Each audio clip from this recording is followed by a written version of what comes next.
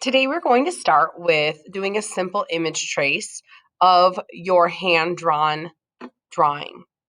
So you're going to go to Create New, and my image is of a pear, which is pretty, it's taller than it is wider. So I'm going to choose an 8.5 by 11 vertical layout. If you go to print up here, it'll give you standard print sizes for different pages, but make sure that it's in inches. So then I'm just going to go to Create. And make sure that you've taken a picture of your drawing. Make sure your drawing is cleaned up, like all the eraser marks or pencil marks are erased, and that you've traced it in a black Sharpie. So now I'm going to go to File and place my image on my page.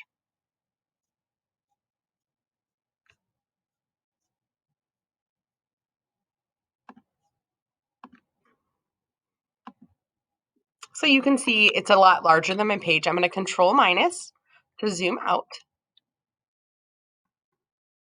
And I'm going to hold Shift. I'm going to go to my arrow tool, my selection tool. Hold Shift to scale this down so it stays in proportion. And then Control 0 gets me back to my full screen. And I'm just going to resize this. Okay, so now once this is placed on my page, kind of filling the page, I'm going to click on the image and select it so there's a bounding box around it. You can see I'm on Essentials Classic. Please get used to putting your Illustrator on Classic. Without Classic, this is the new Illustrator, is just Essentials, and it gets rid of that toolbar at the top. So I like the Classic version because you can see all your options right there.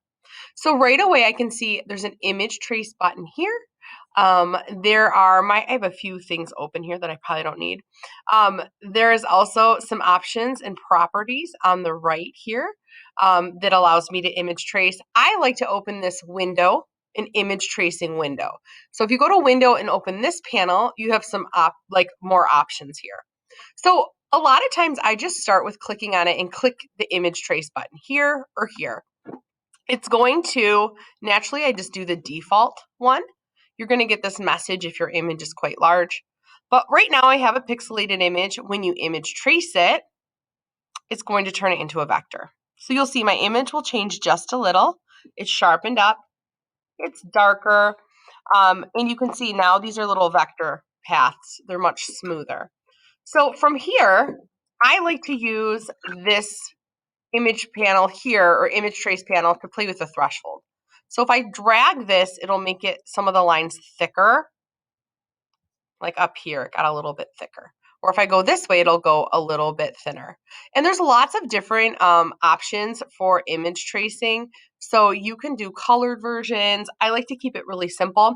If you do sketched art, it removes the background, which is kind of nice, but I want to show you how to remove the background if it doesn't.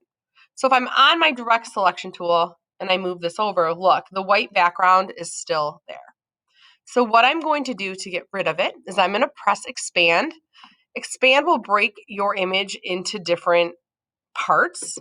So right here, it's highlighting everything, and now everything is its own shape. So I'm going to click off of this because everything is selected right now. So deselect it by clicking off of it. And now my direct selection tool, the white arrow tool, I can click on the areas I want to change. So I'm going to click here and delete the background. Now if I go to my black arrow tool, look, there's no white box around there. So from here, I can click on areas I want to delete. If there's little things with my white arrow tool, I can kind of highlight them and clean things up. But that looks pretty good, I think. File, save as, share, trace. Illustrator file so I can go back in and make changes later.